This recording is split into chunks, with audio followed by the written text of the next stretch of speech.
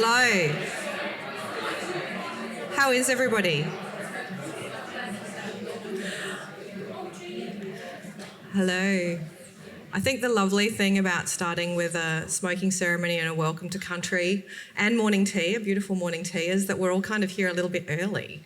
But seeing as most of us are here for a full day anyway, I thought, we could just get started and then we can maybe have a little more time for lunch and we can chat to each other a little bit more, because it's actually been a really wonderful start to the day, and I think we have SMCT to thank for that. Thank you. So I am Tanya Davidge. I am the Executive Director at Open House Melbourne, and this is the first of our weekend-long programming around design and death. But first I'd like to start by saying thank you very much to Uncle Mark and Uncle Danny for that beautiful welcome to country. Always makes me feel a little bit emotional, I think. When I see something like that, it feels wonderful to be part of it. Open House Melbourne respectfully acknowledges the Bunurong people of the Kulin Nation as the traditional owners of the land on which Bunurong Memorial Park is located. And we also acknowledge the people of the broader Kulin Nation on whose lands we program. We pay our respects to elders past, present and emerging, as well as to all Aboriginal and Torres Strait Islander people in the wider Melbourne, Naarm community and beyond. Indigenous sovereignty has never been ceded in Australia, and we're mindful of this in everything we do at Open House, given our focus on the modern built environment. As it's also Reconciliation Week this week, I'd ask everyone to take a moment to reflect on the fact that reconciliation is a path that we all walk together, and what role we might each individually play in reconciliation. So I'm just going to start off with a little bit of a housekeeping and give you an outline of the day. You've probably already seen it, but I'm here to remind you. Our first panel discussion is Time Immemorial, followed by lunch. And then we're going to look after lunch a little bit about at the design of Bunurong Memorial Park and the master planning and the aspirations for the park, because I don't know how familiar you all are with cemeteries, but the idea that we've got in our heads of a traditional cemetery, I feel like Bunurong is quite a different kind of space to that. So it'll be interesting to hear about that. After we talk a bit about design and aspirations, we're going to break into our groups for tours and workshops, and I'll give you a bit more direction on that as we move through the day. And then we conclude with a lovely afternoon tea. In terms of other housekeeping, the toilets that are just here are out of action, so if you just go back through the portico and wind your way around, you'll see them. They're actually lovely, footballable toilets. Just thought I'd mention that. Nothing done by halves here. As you can see, there's a bit of documentation in process. If you feel uncomfortable with that, just let one of our staff, Open House staff, know, and we can see what we can do about that. But mostly the filmings of our speakers, so you should be mostly fine. We also understand that the content for today, even though we're looking at death through the lens of design and the built environment, the content for today might be emotional for some people. So please feel comfortable to step outside should you need to, if at any point you do. I've also got about 1 billion boxes of tissues here under the podium, if anybody needs some extra. And there are counsellors on hand if you just talk to some SMCT staff about that, if you need some extra support. So we're going to get started today by looking at the ways in which we memorialise. And I have the pleasure of introducing Amy Muir, who will frame the panel and moderate the discussion and the conversation for today. So Amy is the Director of Muir Architecture. She also has a deep interest in memorialisation and cemeteries. One of her most beautiful projects is a project, the Domestic Violence Memorial, which is in the city. And it's well worth a visit. It's an actually incredible piece of work located near Treasury Gardens or in the back section there. And she did that with Open Work in collaboration with the landscape architecture firm Open Work. She's also quite fantastic because she was the past president of the Victorian chapter of the Australian Institute of Architects, and she's a lecturer at RMIT. Anyway, welcome, Amy.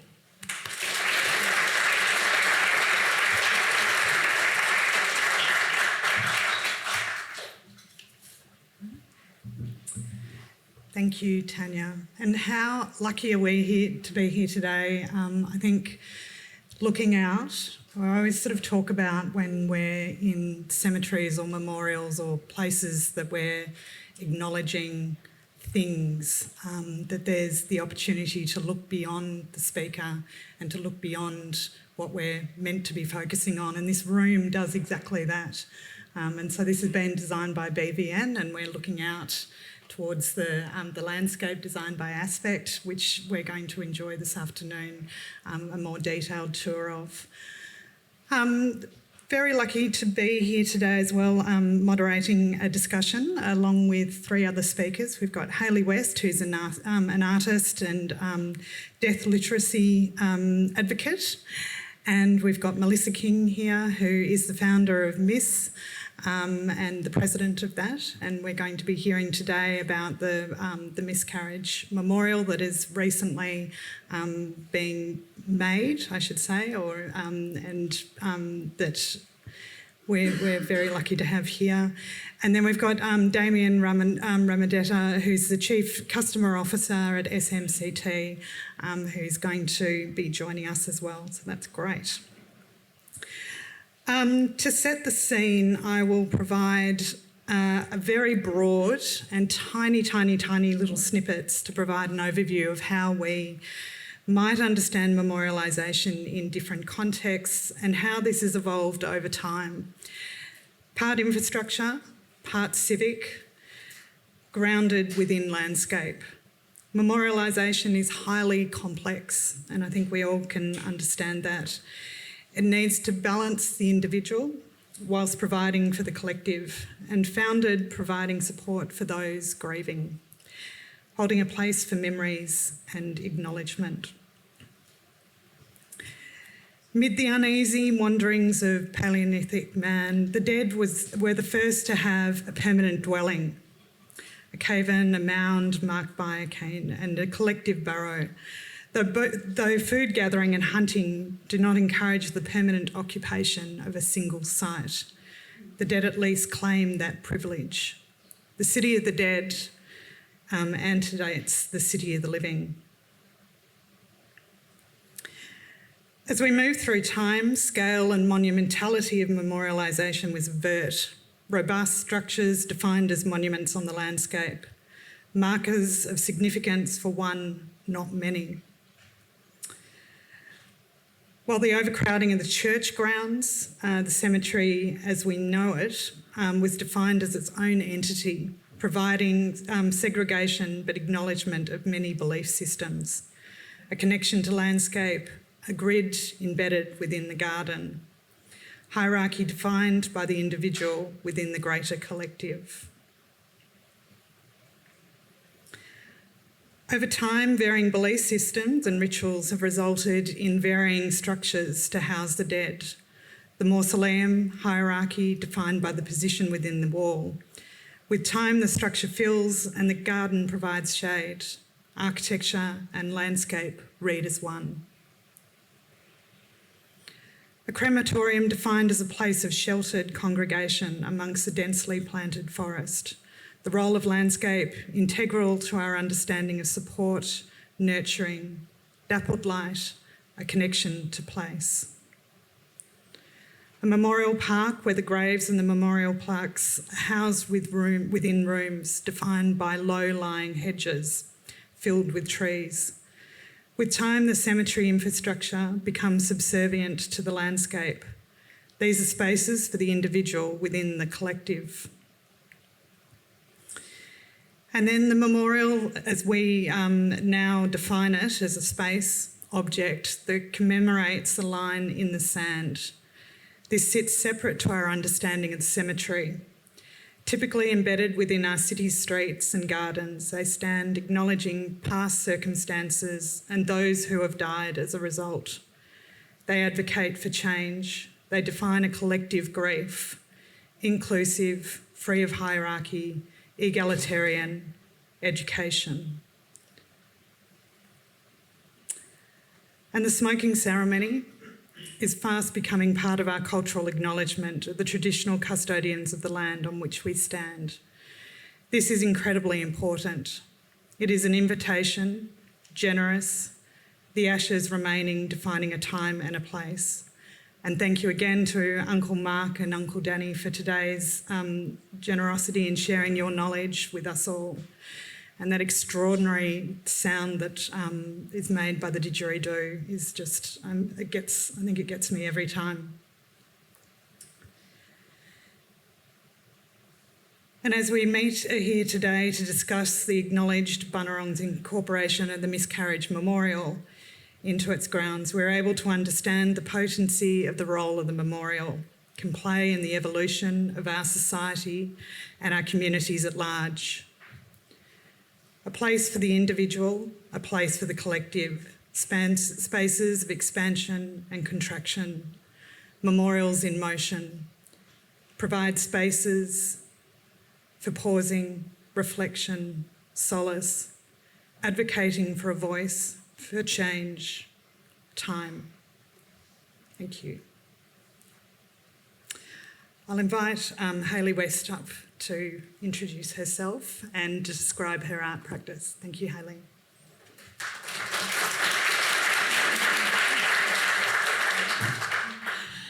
Thanks, Amy. So I live on the lands of the Dja Dja Wurrung in Castlemaine. I didn't drive all the way from Castlemaine this morning, but it's beautiful country. If you ever get the chance to go up to Jarrah country, it's amazing. We have a good connection with our elders up there. So I guess I'll start with how I got to this space as an artist. I usually call myself, a multi-potentialite, which is somebody who kind of has their hand in a lot of different things. I'm a librarian, an artist, death literacy advocate. So I've had a lot of death in my family since I was quite young. I lost a young sister, a young uncle, and then my parents, and and various people since then. And there was one point when I was, after I'd studied sculpture, at RMIT, and I was living in the Blue Mountains at the time, which is where this image is from. And I decided to study my master's, and then I thought death had become part of my practice for a while, slightly, subtly, and I thought I'm really going to delve into this whole industry, the whole death industry, funeral industry. And it was very eye-opening, and it was... Because I came from a death denial family, so every time somebody died, they were not talked about. Photographs of my sister were taken out of the house, and she was never spoken of again, as an example. So when I started delving into the industry, I came across a concept called Death Cafe, and some of you might know about death cafes. They're basically... a not-for-profit group of people who... it's a facilitated conversation about death and dying. And so I came across one of these cafes and thought, I'm going to go along to this. And it was just like this epiphany of, oh my goodness, people want to talk about this. It was incredible. And I ended up co-hosting death cafes for over 10 years in the end. I just kind of stopped doing that recently. But it really it made me focus on and got me interested, and that's where the advocacy kind of began as part of my art practice. Because I came to that death cafe with questions, specific kind of questions about how do people deal with things that are left over when people die, the remnants of the things that are left behind when family members or friends die, and what do you do with them?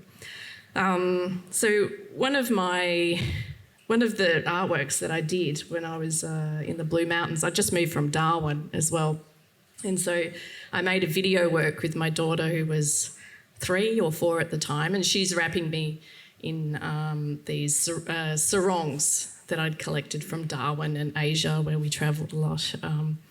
It goes for about 6 minutes, I think, where she wraps me in these kind of bits of fabric. But in Blue Mountains, there's these beautiful structures that were built during the post-war called, the grottos, and there's a whole stack of them in the Blue Mountains. But I loved that kind of space they were kind of very strange structures and for picnics, but it became kind of like it reminded me of the grottos that were used for religious, memorialisation or church kind of spaces. But that's just a still from that work. One of the works I did in my master's was, dealing with remnants that were left behind from people who had died. So this is one of the works that is an example of that from my mother. These are silk scarves that I gathered after she died, and I had them in little plastic, those little plastic envelope things, the seal-proof ones, for many years. And when I decided to make artworks out of clothing or objects from my parents and from my sister that I still had, I decided to reimagine or recreate something and use those pieces of her that were just sitting around doing nothing. But when I opened the plastic bags, I could still smell her perfume, and it was like it had been 10 years or so since she died, and it was quite confronting. So that kind of smell of it was... And the same with my father. I had a sheepskin jacket that he used to wear when I went horse riding as a child, and I decided to take it apart, and as I was taking it apart, there was oats still stuck in the hems of the jacket, and I could smell those, and it was, it was something I didn't really explore in that work, but it's something that I remember. And all the beads are from her jewellery that she owned that you can see that I've sewn on. Like some of them were precious, like red coral, black coral, but some were like fake pearls and shells. So that was a way. But during that whole process too, at the end of it, it was like, that's great, Hayley. You've made sculptures out of objects you didn't know what to do with, but now you've got sculptures that exist, and what are you going to do with them? So, it was like, oh my God, no, I'm not doing my PhD. No. And so my practice is quite varied as well, and I come from a sculpture background, but I usually say to people I do everything except painting. But I have done some watercolour works. But I guess I like to, like in that previous work, I like to reimagine objects. And so I had another project where I collected vessels from op shops that had been handmade by someone and ended up in an op shop for whatever reason. And then I made lids for them and turned as ceramic lids and turned these vessels into cremation urns and gave them a new life. So I kind of saved them from being, sitting on a shelf, in the op shop, and then created them as an art object. But again, it's kind of like, now you've saved them, but now where are they, what are they doing? So, there's always this conundrum with objects that you make. So I have experimented over the years with doing more performance kind of work and more happenings and ephemeral kind of works. And I haven't got many photos of this work, unfortunately, and I do it in various iterations. I guess because of the nature of the work too, it's quite intimate. So on your left is a bed, and you can see on one side there's a bit of a towel kind of situation going on. There is a cooling bed on that side of the bed, and a cooling bed is something that you put under a body to slow down decomposition when somebody dies. And these bits of equipment are available for people to use should someone die at home particularly, and you want to keep them at home, waiting for family members to come and say goodbye or whatever. Anyway, especially in summer, they're really amazing to have. And they plug into a little generator into the wall. And that image on the left was actually in a project I did in Canberra, and it was in the heat of summer, and it was really insanely hot, like 40 degrees. And so I had so many people coming and laying down on that. It was funny because they'd put me up in this little apartment to sleep in on that bed at night, and then for the next day I had everyone coming up the stairs and participating. And what I wanted them to do was contemplate their own mortality on something that you would never experience as an alive or dead person. So I kind of liked that strangeness. And the image on the left is another iteration of that project where at the Bendigo Art Gallery, they set me up in a little room, and it was all black, and people would come in. It was called Gothic Beauty. That's why this woman, I got someone to take one photo and say, you've got to take a photo of this woman, look at her dress. I got people to lay down and again consider their own mortality, but I also was reading murder ballad lyrics to people, and they could just come in and out and stay as long as they wanted. And I had the cooling bed again set up, so it was really cold, freezing cold. There's a particular temperature, don't ask me what it is. But you could come and go as you liked kind of thing, but you experience that coldness. And then I read murder ballads.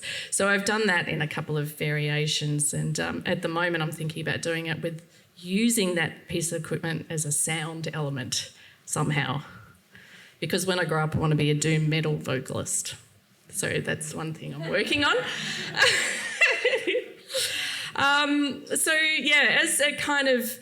As the years have gone on and I've had a child and become a single mother, and it's like time is a bit precious, and I also work as a librarian.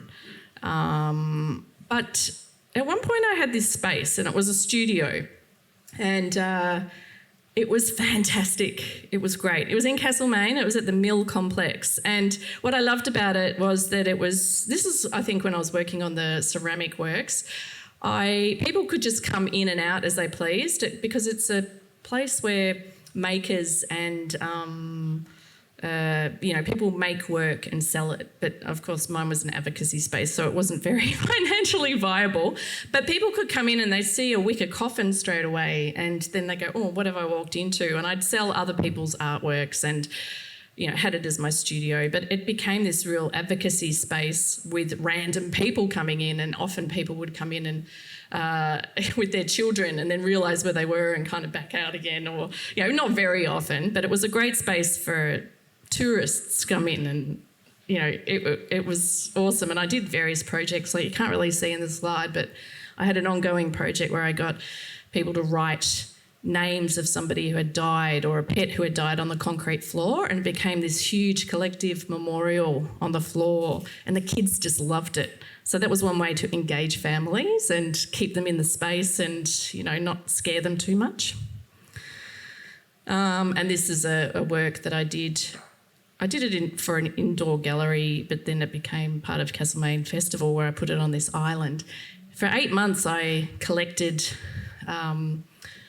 artificial flowers that had blown off into the bush, and sort of cleaned up cemeteries in central Victoria for 8 months, and I collected them and I made this grotto again. So I came back to that kind of space for contemplation in that grotto kind of space, and it really stunk as well, like of dirty old artificial flowers. But I actually ended up going to see a witch in Kangaroo Flat, and she made me this kind of potion to put in it. So it's like, oh, I feel a bit weird about this too, because it's like people had placed these flowers on somebody's grave at one point, but then hadn't come back to the cemetery, and the flowers are just blown off. So it's an eternal problem for cemeteries. I used to be part of a Class B cemetery in Castlemaine for 5 years, and it was tricky. And then, that brings me to where I am now with my radio show Dead Air. And I guess it kind of took I decided to do it because I didn't have that space anymore, the departure, where people were coming in physically and talking to me. And I gave up death cafes, and it's like I still need to talk to people about this. And so I created this 1 hour program that I do every Monday on Main FM in Castlemaine, our community radio station. And I love the idea that you can just turn on a radio anywhere, in prison, in the car, and you can hear me talking about death if you're listening between 10 and 11. I mean, I upload the programs as well for people who want to listen to it later on. But yeah, so that advocacy work of just touching somebody, or somebody hearing something they hadn't heard about before. You know, like I love to talk about environmentally friendly ways to dispose of your body. And I'm part of the NDAN crew, the Natural Death Advocacy Network. And so I often talk about natural burial, alkaline hydrolysis, which is a new technology, water cremation is its kind of common term, and human composting.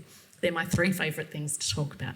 And yeah, but I also, I try and keep it localised, things that are happening, you know, in my area, in Melbourne, in Victoria, and then I expand out to Australia and internationally, and there's all sorts of kooky things that happen around that people like to hear about. So, yeah, that's where I'm at right now.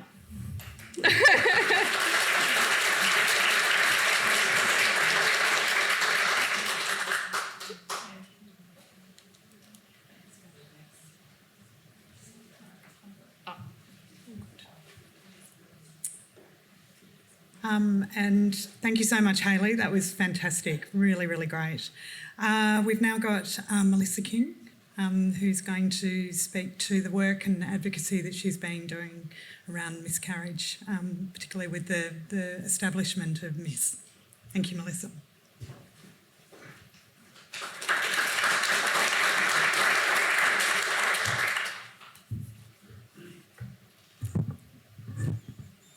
Hello everyone and welcome today. I'd also like to just pay my respects to the traditional owners of the land while we're here, the Bunurong people and the Wurundjeri people of the Kulin Nation. So welcome everyone. It's great to have you all here today. I will be talking about miscarriage. So if anyone has been impacted by miscarriage, early pregnancy loss, or the loss of a child or baby, I'm just paying my condolences for you in my thoughts. And if anything triggers you today, just please feel free to have a moment to yourself if you need that. But I'm here to talk about this wonderful initiative of the Miscarriage Memorial that's here at Bunurong Memorial Park. Firstly, just to talk about the establishment of MIS. Miscarriage Information Support Service is an inclusive service, and we provide information, resources, and also programs for people who have been impacted by early pregnancy loss or a miscarriage, which is the loss of a fetus prior to 20 weeks conception. MIS provide free care package bags throughout Australia to anyone at all in the community, and the reason that we do this is to show people that there is someone that cares and that we want to support you through your grief and in your loss. And in those care package bags there's tissues, forget-me-not seeds, beautiful infinity necklaces. We have a range of flyers, and I do have some at the back, so if anyone would like to get a little bag at the end, you please feel free to take one. We have information for the person, information for the partner as well. We often feel that with miscarriage, it's often the person that's physically experienced the miscarriage that might have information, but often the partner doesn't have access to a lot of information or may be forgotten. And when people give their condolences, it is often just to the woman. So we really feel it's so important to include the partner. And also we have information flyers for family and friends. And the reason for that is often people don't know how to respond to a miscarriage and they don't know what to say. They do try their best, but often they might say things that don't help. They could say, oh, at least it was early, but that doesn't help anyone. It's just they don't know what to say. And often people try to put a silver lining, you know.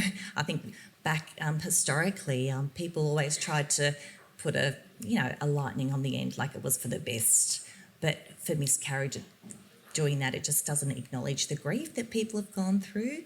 So we do try to provide information for family and friends about what to say and what not to say. So the best thing, if you do come across anyone that's experienced early pregnancy loss, is to say, I'm sorry for your loss. I'm here for you, how can I help you? So we also have just pictured resource cards. So we provide the resource cards free of charge. And they're basically, they talk about the care package bag that we can send out to anyone throughout Australia. And they also, on the back of the card, they do have support phone numbers for 24/7 telephone support services. To raise awareness of miscarriage and try to educate the community, we created National Miscarriage Awareness Day in 2019, and to wear a lemon ribbon is something that you can either do to create awareness of miscarriage and early pregnancy loss, or to remember your own baby. And we're very fortunate that every year the members of Parliament in Canberra and in Melbourne, they all wear a lemon ribbon just to show their support, and also to get those conversations going around talking about grief and loss, and in particular miscarriage.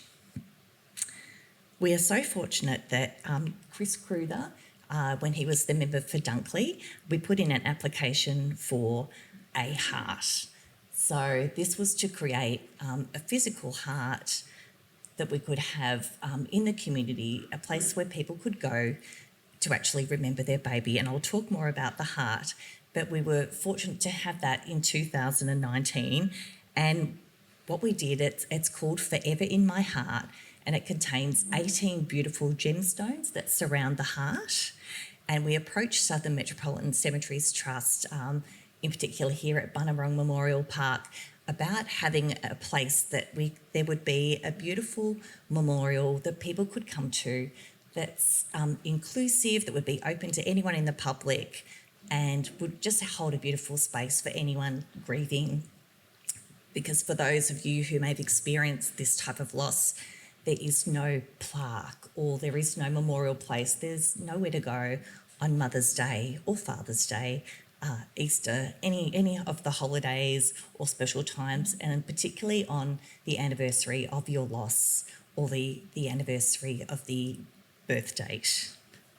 So we just felt this dedicated memorial area would be just a wonderful outcome, and it would also be an Australian first. There are other memorial areas for child loss where they may have miscarriage, but we wanted to create a purpose-built area that's specifically for miscarriage and early pregnancy loss, just to support the community. So we were so grateful when Southern Metropolitan Cemeteries Trust actually agreed and said, yes, we do need this. And we worked with the committee, designers. We had representatives from Red Nose Grief and Loss, another organisation, Miscarriage Australia, and we worked together as a committee to talk about, what there currently is in terms of loss for pregnancy, and what might be something that people could, I suppose, come to a place to find that solace and that inclusivity, and also that privacy. So we were, so fortunate to be able to then apply for another round of federal funding, which was for seating. So in 2021, we received another federal government grant, and this is a beautiful seat that was now placed in the memorial area. So at this stage, the memorial area has not been named. However, in conjunction with Southern Metropolitan Cemeteries Trust, there has been ongoing consultation with the community about that name, and I believe there is a name, but that will be announced in due course. And we're very, very happy with the name that's being developed for the area. So Forever in My Heart, it actually signifies the entrance to the beautiful memorial area. And that's, here at Bunurong Park, it's just the most beautiful space. And I'm happy to talk a little bit about the heart. But Miscarriage Information Support Service is so grateful that here at Bunurong Park, every year we're able to hold an event for National Miscarriage Awareness Day, which is a really gentle and soft event where people in the community can come to participate, to have a seat, just to remember their baby and their loss, and maybe to also meet other people who've gone through similar experiences. So, yeah, we're so grateful for Southern Metropolitan Cemeteries Trust and the staff at Bunurong who support us with this event each year. And that happens on the first Sunday in May, which is 1 week prior to Mother's Day each year. And the reason for that day is because often people who've experienced a miscarriage or any type of early pregnancy loss, whether that be termination for medical reasons, ectopic pregnancy, miscarriage, they often don't feel that people acknowledge. A lot of the time people may not have known that this person was pregnant. There is no acknowledgement of their grief. And again, people don't know what to say. So for us, it's about educating the community, but also having an inclusive area where people can come. So National Miscarriage Awareness Day is such a wonderful event just to raise that awareness and to also be really inclusive because everyone is welcome to that event. What I'd now like to do is just talk about the heart. So we worked with a designer, Bridget, from an organisation called Melbourne's Murals. And what I'll just do is I'll just read a little bit about that. So Bridget wrote these words for us and was involved in the whole process of actually putting this art sculpture together. The heart shape is widely recognised as a symbol for love and affection. I've used many tiny pieces of broken mirror for this project as I thought it was a perfect way to symbolise a shattered reflection of a future that was never realised. Mirror contains and absorbs spiritual energy and is highly reflective. Light shines in all of these tiny broken mirror pieces, reflecting the love that we feel. Mindful reflection brings us back to ourselves, allowing us to come closer to our own body, emotions, thoughts, and spirit. I've used new and old mirror as I believe the imperfections in the old mirror are like we are as human beings. We are all a little mix of perfection and imperfection. Each of our journeys are unique, like the tiny little pieces of mirror in this heart. The gemstones have been specifically chosen to give anyone standing near this heart positive energy, inner peace and compassion to move on with love in one's heart. And I'll just quickly list the stones that have been used. So they were all chosen because of their healing properties. And these include amethyst, Dalmatian jasper, hematite, moonstone, opalite, mucite, aquamarine, fluorite, red jasper, Apache tear, peridot, rhodonite, picture jasper, pink calcite mangango, lapis lazuli, turquoise, emerald, and rose quartz. So if you do have time and you're able to walk to the Miscarriage Memorial area today, you will see on both sides of the heart the beautiful healing stones that have been inserted into the lovely mirror mosaic.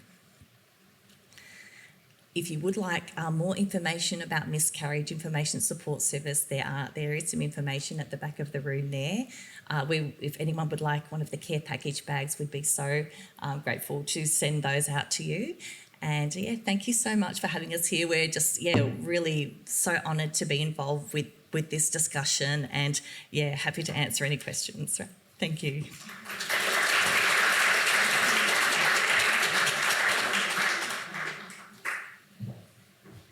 Thank you. Thank you, Melissa. That was fantastic. And thank you both to Hayley and Melissa. I'd just like to say advocacy is extraordinarily important in this space, and this is primarily why we're here today, is to talk about that. But I think thank you to both of you in your own ways. The work that you're undertaking is quite extraordinary and is only...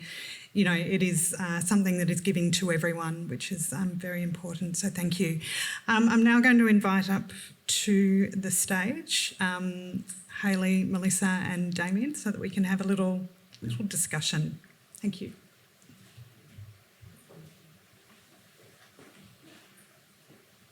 And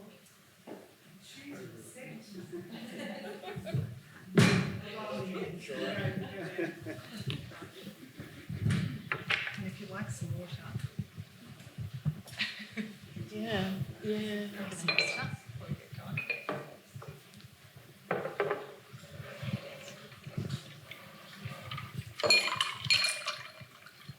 Pressure on pouring this with an audience. Yeah. All right. Can you set? Yes. Okay, great. Fantastic presentations. We're obviously in a space here today that Damian, you in your role are obviously advocating for change as well, which is fantastic and a much needed thing in society, that we are talking about death, that we're talking about miscarriage, that we're talking about the way that societies need to evolve. And I think, as we've seen, the interesting thing about cemeteries and memorials is that they are very much a representation of history. Like, we understand them and we acknowledge them, and their evolution has been relatively slow, and we still sort of understand the nuances of where they came from a historical point of view. They're still very evident now. But I thought, Damian, it'd be really great just to hear from you, just in terms of how you see the role of the cemetery and where it sits in society in 2024, and how we understand it. Thank you, Amy. It's not an easy answer. I'll start with that. I guess it's worth giving some context to what SMCT does as well. As a public entity for purpose, we sort of say not-for-profit, but self-funded really. And it's a community service to the Victorian, community in terms of putting together and supporting great initiatives like Melissa and Hayley come to, and opening that conversation and getting community views. So yes, our ultimate role is cemeteries and memorial parks, but it's really about bringing together those ideas and those needs from the community. But we, in SMCT, we sort of operate in the eastern part of Victoria mostly, apart from Melbourne. And the difficulty we have and the challenges we really have in memorialisation is around just the different community needs from a traditional sense, a modern sense, culture, religion, opening the conversation as well. So we do have a real challenge in that. So one of my roles there is really about bringing together those views, harnessing those views, and then trying to establish things like Bunurong Memorial Park, where we bring them all together in a central location. And we discussed this, Amy, about has it evolved over time? It's a really difficult conversation.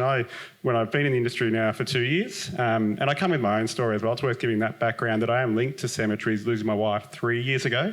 So I have a real connection to cemeteries and memorial parks in that sense. And I'd call myself a traditionalist, and I didn't know what I didn't know in that 2 years after joining SMCT, but having learnt a lot, there are so many options, and memorialisation, just grief as well, is such a personal journey, and somehow SMCT's role is to harness that and centralise it to a degree, and we've talked around how that looks. And I didn't have prepare any slides today, because I think the best slide you've got of how a modern memorial park can look is behind you, and you look around and you can see different examples of memorialisation. If you look over to one side, you've got your traditional headstone on the lawn, you've got cremated remains sort of in other gardens as you walk in, you've got a church, a Greek Orthodox church as well.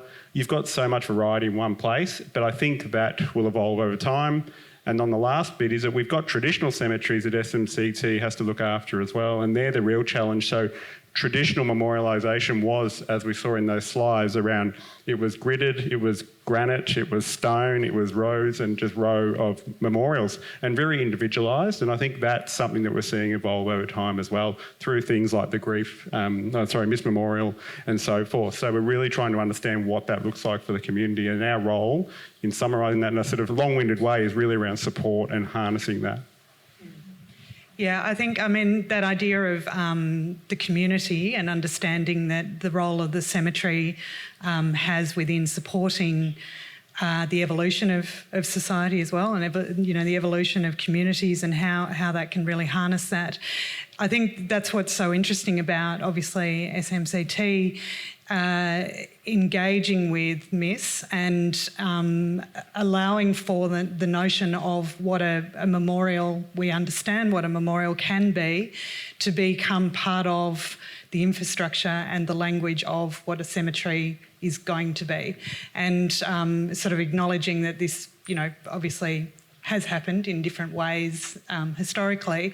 But I think, Melissa, what's really interesting about this memorial is that it effectively is starting to define a way that we can talk to an issue. And I'm really interested to hear about what are some of the things that you see potentially can change the way that we understand miscarriage through this memorial.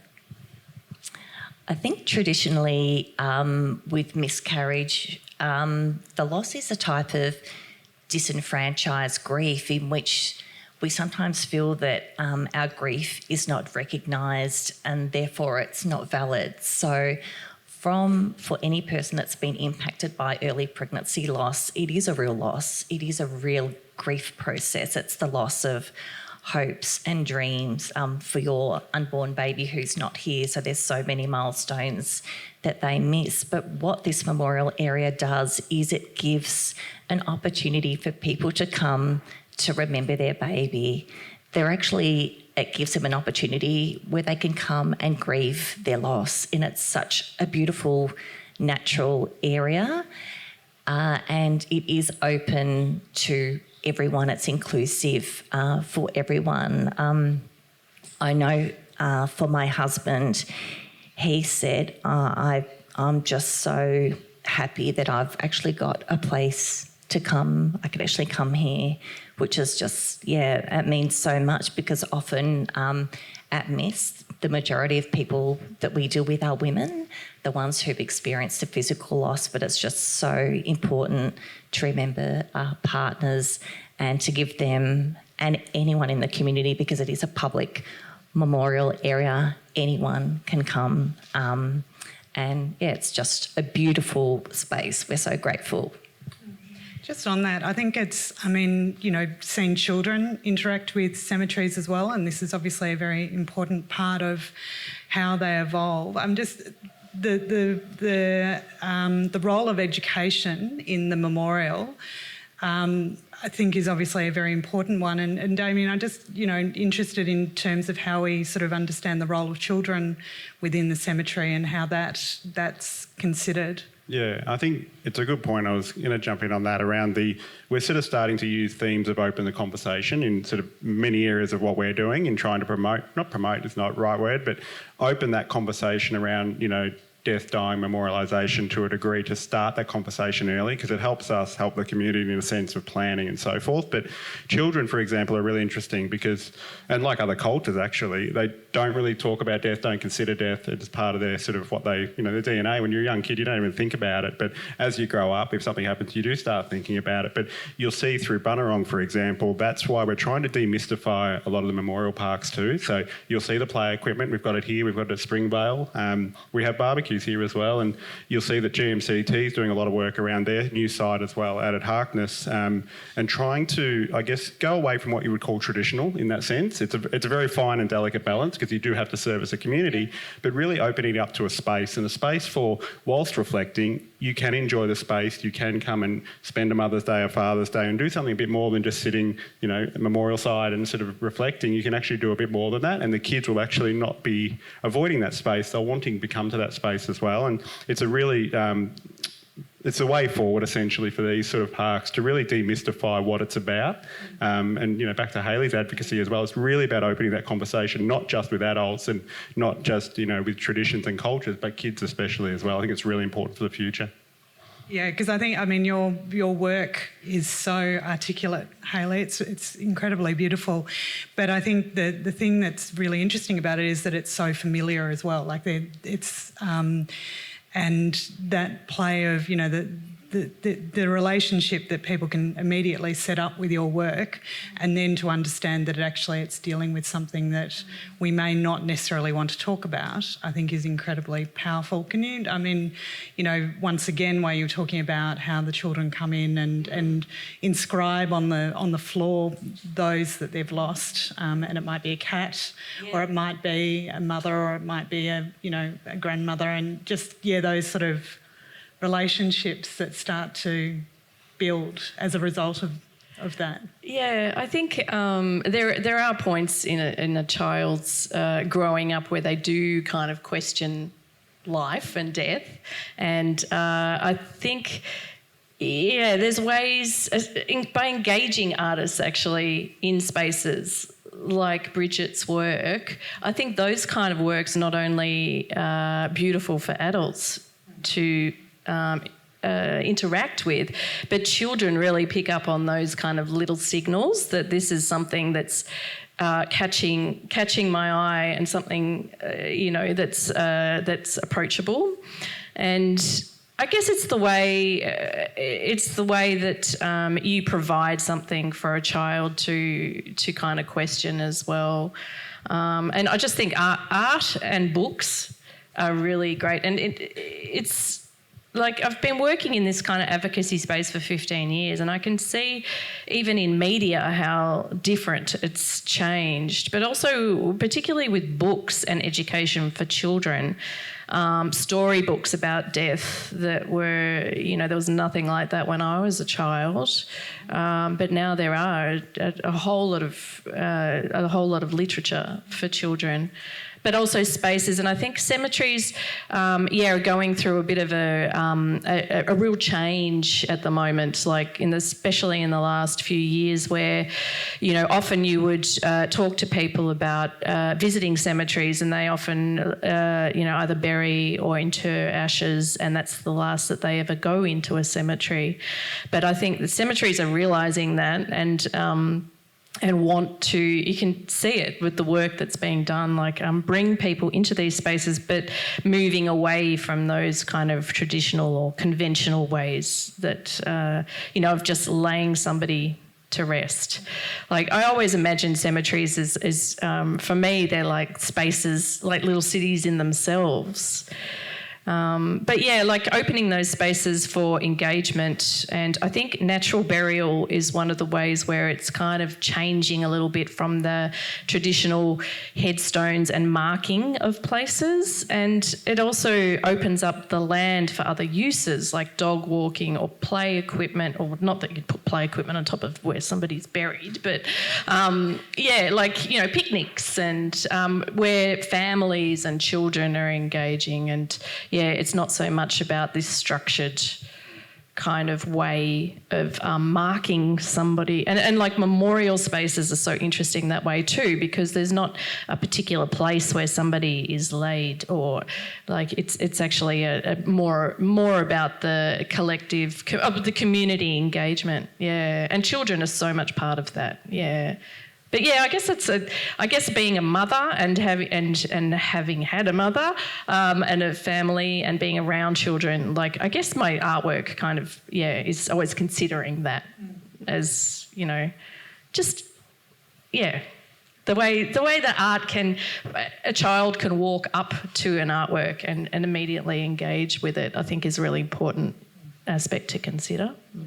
Yeah, I think, Damian, I was thinking, just as we were talking then as well, about how we understand the peripheries of the cemetery as well, and because there's always a hard edge that we understand from a planning point of view, how the cemetery is planned and its adjacencies, and how we sort of start to sort of feather that edge. Yeah, it's one of the real challenges we do have in this industry around capacity as well, and natural burials. So we have a natural burials area out at Bunurong, and it's a lovely area. It's natural. You can walk around it. You wouldn't know sort of what you're walking through if you didn't have memorial stones in those areas. But it is sort of changing in regards to trying to move away. Like at Melbourne, for example, we have Melbourne General Cemetery, which, yes, it's a lovely piece of history, but it's your traditional cemetery that we're now retrofitting in a sense, in terms of a horticultural sense as well, to soften the impact of monuments and concrete use and herbicide use and so forth. So we're really trying to, open up a green space in what is traditionally a concreted, traditional cemetery of, I think it's about 40 hectares from memory. So bringing another reason to come across, but also then having to retrofit is a real challenge we've got too. And it's things like doing with the Memorial, finding other ways to reflect in a space that's a bit more open, a bit more natural, without an interment in the same spot is something we're really intrigued by. And obviously cremations are they're pretty stable for us, but through the industry they go up a little bit as well year on year. So at the moment it's about a 60% split. We have a bit of a lower representation due to our cultural dynamics in our LGAs, but generally cremation's going up too. So how does that look going forward as well? And how can you memorialise to many as opposed to individuals? So we do obviously the one-to-one cremation memorials, but is there a broader sense of reflection? If you wanted to take your loved one home and be home with you, how do you memorialise them in the garden? But at the same time, if you want a central location to come to essentially what we do here, have a coffee and reflect on that life and that person, you can do it in a different way as well. So we're really trying to break the boundaries there. And then the other challenge we do have, probably back to the original question, was around the landscape as well. Traditionally, cemeteries have been, the landscapes fit to the cemetery need. We're trying to blur that line a bit more in the challenges of capacity and everything else, but we're really trying to fit cemeteries to the landscape now, and you'll see Bunurong is a good example. I wouldn't say it's a perfect example, but it's a good example in spots. We still do have our challenges with cultural requirements and so forth. So we're working through that over time, and that's something that I think you'll see cemeteries evolve, is to become more in line with their landscape as opposed to cemetery first. But there's a lot of work we've got to do with the communities and education and really making sure that we can balance the two as well. And I think that's what's interesting about bringing the memorial, such as the miscarriage one, in, is that it talks about the power of collective grief and the support that that can provide from an education point of view, but also from, that idea that everyone brings an individual situation to a memorial, an individual memory, an individual condition. However, they then are allowed the space to be able to understand that this is a collective issue, which in itself, in acknowledging, and I think we were just saying before, if we could say on the day that you fell pregnant that you were pregnant, then we may not be in the situation that we are, and that the impact of the grief that is compounded through silence is part of the damage that we understand people in society are having to manage. And from my reading, this memorial provides the space to acknowledge sooner rather than later that this is something we can talk about as a society. Amy, can I jump in on that too? I just wanted to give Melissa some credit. I think I was thinking about this last night actually in regards to the support of the Miss Memorial and the SMCT have done. I think it's a really important piece too from a personal point of view. I know that the journey of the male as well, it's very different to the female in certain circumstances and kids. And miscarriage, but the opportunity to bring people together in a singular space for a singular purpose. So I just thought about it from my own reflection, traditional interment, and we go there and it's just individualised, but bringing people together in a certain area, if you run across someone in that area, you're opening up a conversation. I guarantee you'll have a conversation with that person. And I just thought that was a real benefit that's probably overlooked in this circumstance around that greater memorialisation or reflection space as well. So I totally agree with that, and I think part of the reason for this area was to have an opportunity for that informal connection in this beautiful place. And I know you were talking about that time frame, and often in today's society in Australia, I think it's even throughout the world, there is this silence around the 12-week rule. So until you have your 12-week ultrasound and you'll know that your baby's okay, well, we don't talk about being pregnant. I think if you're pregnant at 4 weeks or 6 weeks or 8 weeks, 10 weeks, we should be able to announce that and let our family know, because often when we do, then I know definitely I've had conversations with people and they said, well, you shouldn't be announcing it so early. But what that means if you don't announce it early is that when or if you lose your baby, you're alone in your grief. And no one knows, whereas I know in my experience, I actually shared our pregnancy before the 12 weeks, but to lots of people. I do a lot of volunteer work, and, in my groups, we all celebrated. And the positive that came out of that is when I did experience my loss, those people around me were aware that we'd been trying for a baby, and so they were there, I suppose, at the time that we announced our exciting news, but they were also there to comfort me and my husband at our time of loss. And And also we had young children at the time, and I remember my son and my daughter saying, oh, for every wish on my birthday cake, I wished for a brother or sister. So that was, really heartbreaking, because as children, they experience the loss as well. And I think one of the important things that we spoke about, and I think, Hayley, you mentioned in terms of artwork, is for this place, we really wanted an art piece that was interactive, because with a lot of the younger generation now, they might be using Instagram or TikTok, and this beautiful heart is actually a heart that you can have your photo taken in. You can stand on either side of the heart with the beautiful stones surrounding that, and it's an interactive piece of art as well.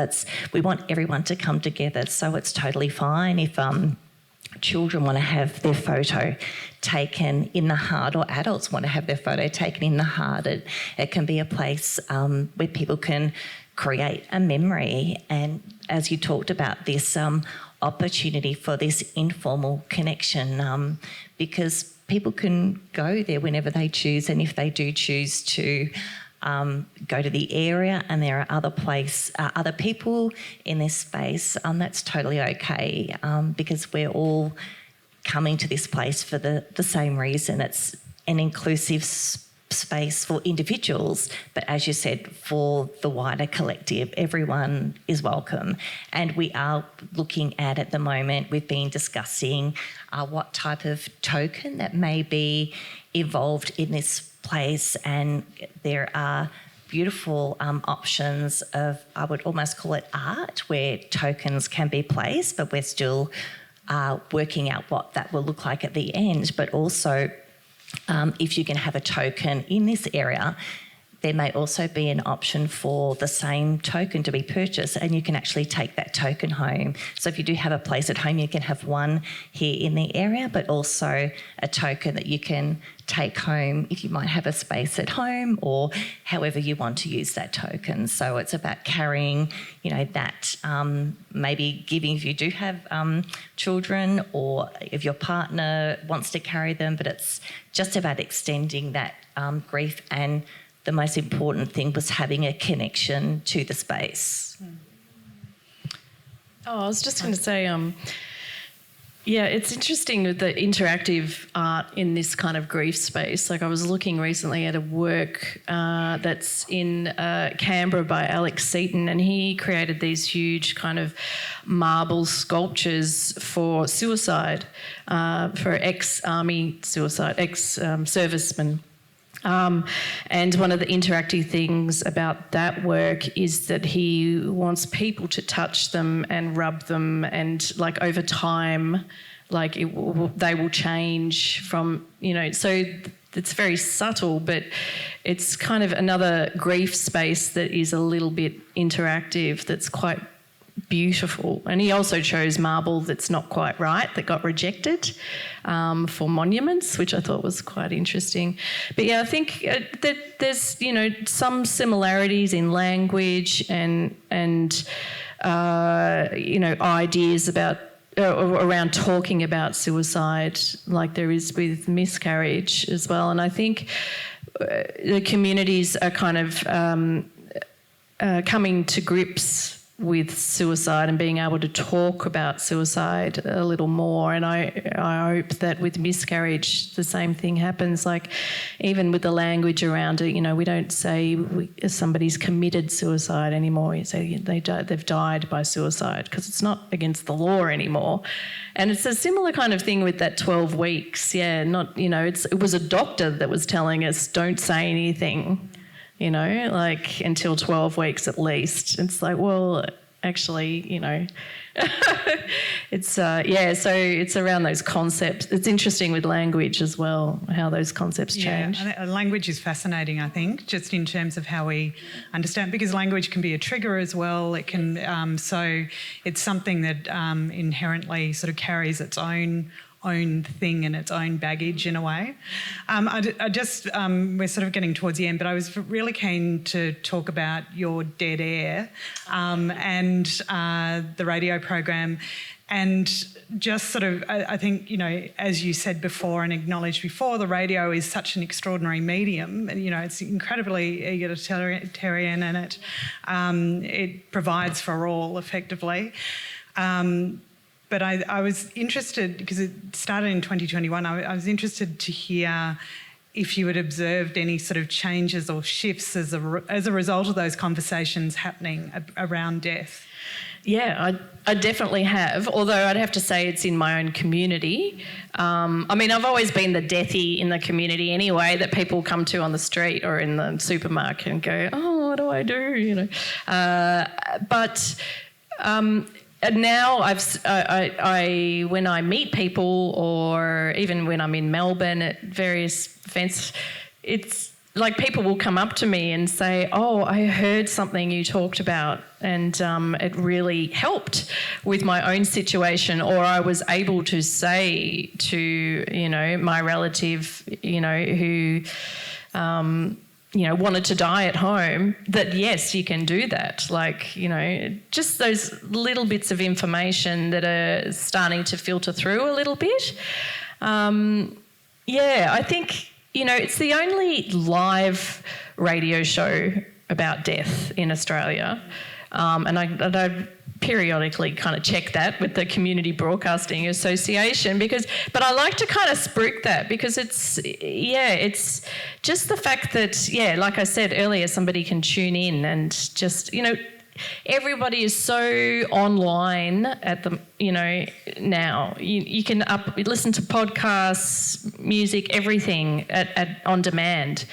But to have live broadcasting radio is still very special, and it's just, I do get the feedback, and I think that's a really beautiful thing about it. That, I mean, it's also quite terrifying as well, because you can't say, you know, it's live.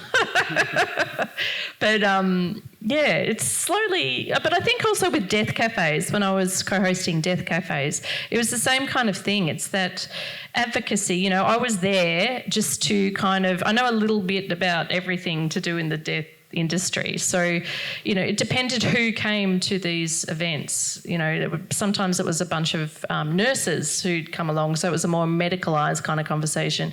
Sometimes it was elderly people that came who wanted to brag about how organised they were with their advanced care directives, but their family didn't want to know about it. And then, you know, so going away from those kind of conversations was the same kind of thing, and that's what I really missed. I mean, radio is kind of odd, because unless I'm interviewing someone, it's just me talking to, you know, the ether. So it is nice to get that feedback from people on the street still. Yeah, a bit more analogue. Yeah, it's quite lovely. I'm about to open up the floor for some questions, but before we do that, I just wanted each one of you maybe to reflect upon something other than, obviously, miscarriage is a very important topic that we're memorialising now, which is fantastic, as we're all acknowledging today. But I was just interested if there were any other things that you see in society that would be worth memorialising in order to start breaking down some of these barriers that we know have established themselves through evolution, history, and I won't. I can. Yep, you can go Happy for to it. help. Just one of the things that Hayley spoke about is, I think, an area for the loss to suicide. I think that is something that we're talking about more, and I think an area for suicide memorialisation would be wonderful. Again, for having that connection to the space, and also allowing for informal connection for people to come to an area. I think that would definitely be one. And my second one would be an area for males to come to. I'm not sure what that would look like, but often it's harder for people. You know, I think for women we were taught to express our emotions, and we can grieve and Not all of us, but a lot of us can wear our heart on our sleeve. And for the man, traditionally his role was to be stoic and the protector and, the protector of the woman, this amazing, strong figure that holds the family together. And I think having an area for men would just be something that would definitely be welcome, because often men don't talk about these things. But again, having a space for men might mean that men could come to a place like the Miss Memorial and actually, informally connect with others in the space. Just, I suppose, creating, discussion and maybe an opportunity to connect further down the path. Yeah, I think from my perspective, I sort of change the question a little bit. No offence, Amy, make it easier for me. In regards to the memorial parks in general, just trying to demystify them. So I look around and we're talking about art and everyone. We go through memorials one by one to a degree, and they're art in their own way for those individuals. They're artistic reflections of a person's life. They give back to the community. They represent that person to the community as well. So I think what we're trying to do, and specifically I'm trying to do sometimes, is break down that or demystify the cemetery or the memorial park in two ways. So, for example, Bunurong, we want people to come and enjoy the space and consume the space a little differently to tradition. So we want you to come and have a barbecue, and there's nothing wrong with kicking the football around. If mum's here, have a kick of the footy next to mum if you like, and open up those spaces a bit differently and encourage people just to come, reflect, enjoy the space and consume the space whilst reflecting at the same time, rather than like I would do with my kids, is sit there for 2 minutes, the kids get bored and we go home because they just want to sit and reflect about mum, they just want to go. So giving an opportunity to consume the space in its entirety, so memorialise the entire park in itself and make that the reflective space, is one for me. And then I think just the other piece is around sites that, and we use the term end of life, which is probably ironic in this scenario, but when the site is no longer for sale per se or open, retrospectively fitting that for the community use as well is one that we're really working hard on. Like Cultivate, we're doing a project Cultivate at Melbourne, horticulturally uplifting that entire site. And we want people to consume that site, not necessarily because they have a connection to that site, but to go through that site. And it's a historical tour of Melbourne, essentially. You've got the first governor of Melbourne in there. You've got Walter Lindrum, which is one of my most favourite pieces of art, again, in regards to it's a billiard table monument, for example. So having that reflective space at the same time, using it in a different way once it's post its, I shouldn't say useful life, but post its traditional use life in that sense. So I think there's two parts around the broader, when we can say a reflective space, or more, I look at the cemeteries and memorial parks as a reflective space in their own way. I've got a couple of ideas. One of them, I often talk to one of the Indigenous guys in my area in Castlemaine, and we often talk about how we would like a community space somewhere for people to just always come to be able to mourn. I'd love it to be in a cemetery, but the cemeteries run quite differently when they're Class B. So getting that kind of space into like a more conventional cemetery is a little bit problematic.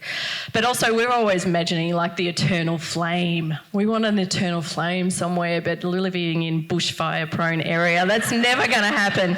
So, we're still thinking.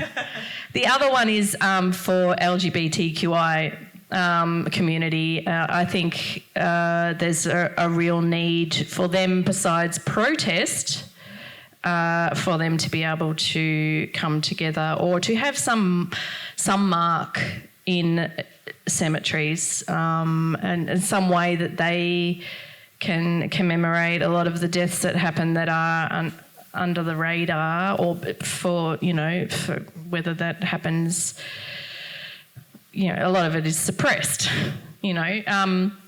but yeah, I think that's a really important space to consider. And yeah, I don't know if that becomes part of a community, like a bigger community kind of a space for mourning, or I just feel like there is also a lot of unsettled communities around, particularly with what's going on internationally and with genocides happening across the world. I think we're all aware of how we're being affected by that, but the only way that we can deal with it at the moment is by protest. And I think that's really hard to continually have to be in that space, whether you are LGBTQI or you know, I don't know how it can happen. It feels like it only happens after a massive event, mass killing or massacre or something, that a monument is erected. But it's like, is there a space that can be created where people feel like there's always going to be continual mourning? Like maybe we need a more friendly, welcoming space. And I think cemeteries will do that, but I guess it's getting people to them back and treating them as a different kind of space. Yeah, which I know you're all working at. Yeah, and I think it's a good point on the community one. We are trying to, on a closing point, reimagine, I guess, what we termed as community in the past. Community in this industry in the past had always been around religion and culture. So we're sort of imagining that to a degree and opening up those conversations with different communities throughout society and understanding how we could change the way we memorialise in that sense, or understand the way they go through grief, or just actually support them in their journey. Because and this is where one of the closing pieces of the complexity is around religion sometimes goes against community norms, or what we would consider community norms, and we've got to try and balance that. So traditionally denominations have been set up and things like, that sort of establishment. So we're really looking at how we break down that barrier. It's not an easy one and it'll take many years to do, but it's something we're, driving towards as a group.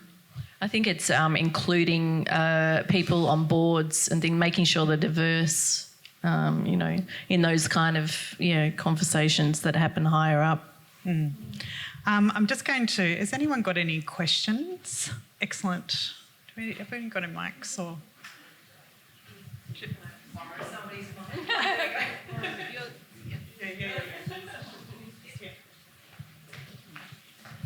Thank you, Melissa, Damian and Hayley. My question kind of follows on from Amy's question there.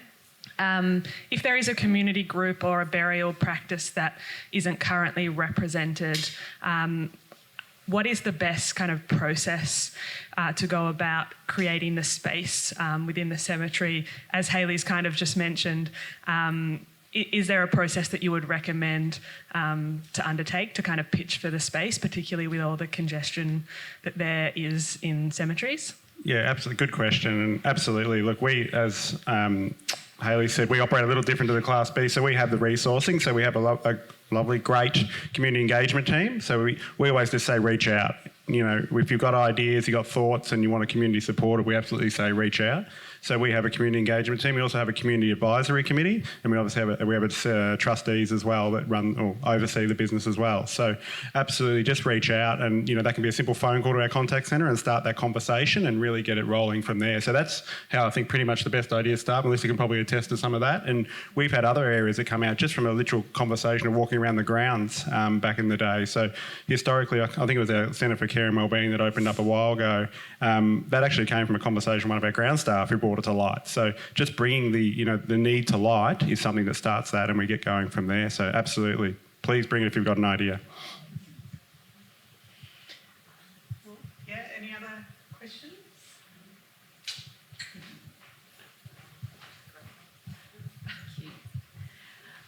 I was just wondering, what is the role of the cemetery as an organisation and as a leadership organisation in dealing with capacity issues?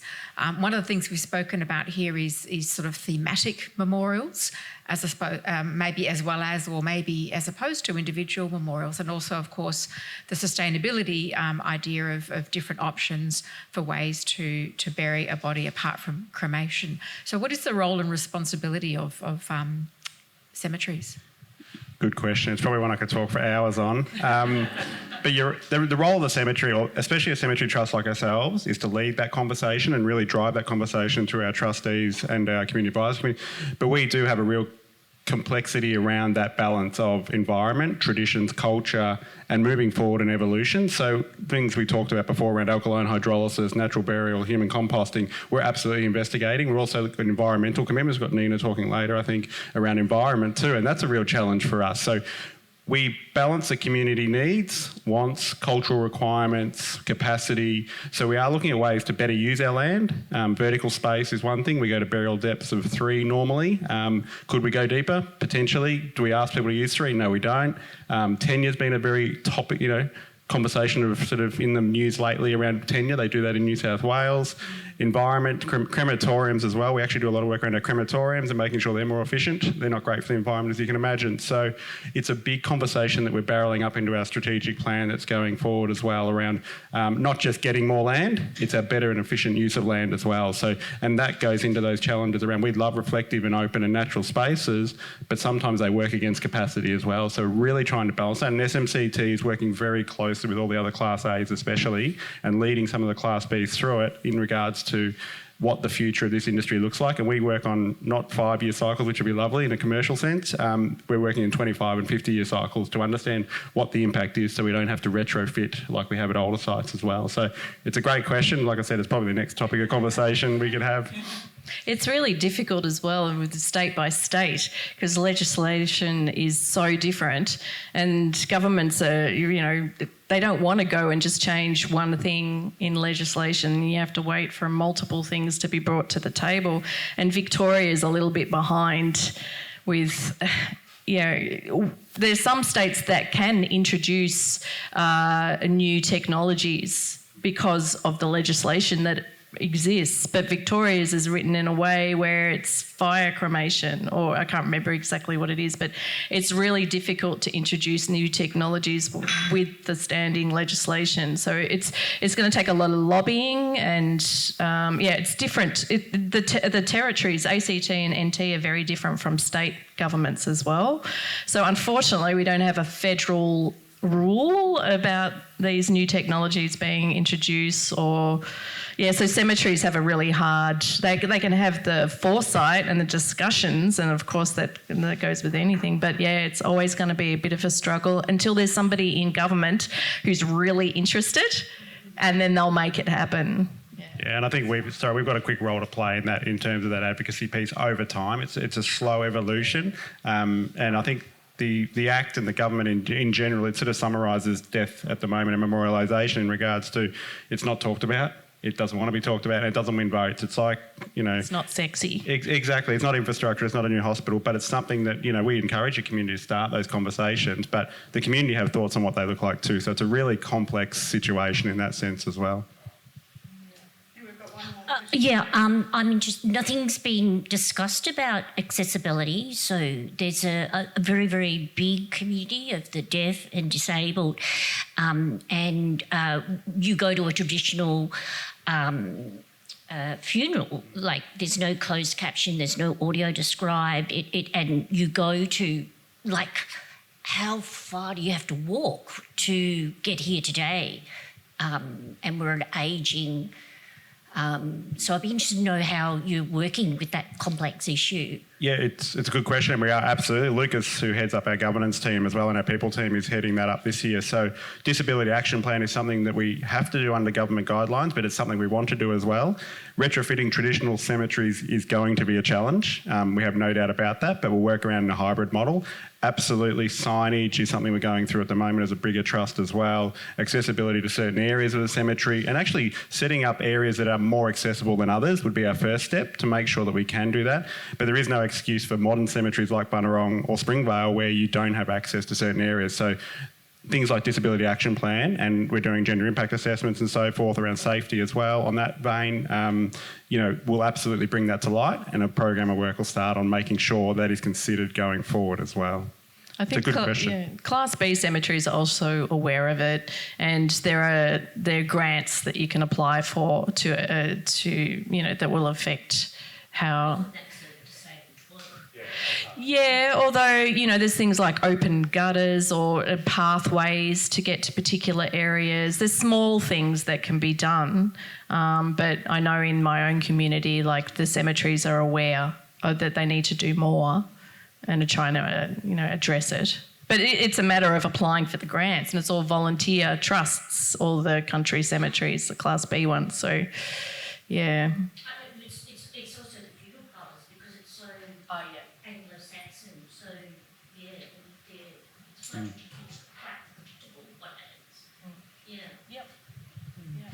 So I'll just add to that too, in terms of the Miscarriage Memorial area, that was definitely a big consideration for having accessible pathways for everyone, to come along and, be able to actually engage with the space. There's also new technologies that are addressing accessibility too, like augmented reality, which is really kind of interesting space where you can actually carry a device to, go over a cemetery, particular headstones that will bring up information. And that's something that's kind of looked at with accessibility too, with the older historical cemeteries that can't be, have paths put through them. Well, if I look at my parents, they can't even use the sat nav in their cars. Yeah. I don't know. Yeah, who knows? I mean, I'm not in that space, but, some people are thinking about it. Yeah, designers, but yeah. I think what this raises is the nature of the complexity of this topic. It's extraordinarily difficult to navigate, and as you're highlighting as well, it's based on tradition. Those traditions are slowly being broken down, but it's such a slow process because of the way that society understands the tradition of death, the tradition of the cemetery. And so I think what's good about seeing, the memorial today is understanding how we can reconsider, spaces of grief and spaces of support. So I'd just like to thank Melissa, Damian and Hayley very much for your time today. It was fantastic to hear from you all, and thank you. Thank you. Thank you. Thank you.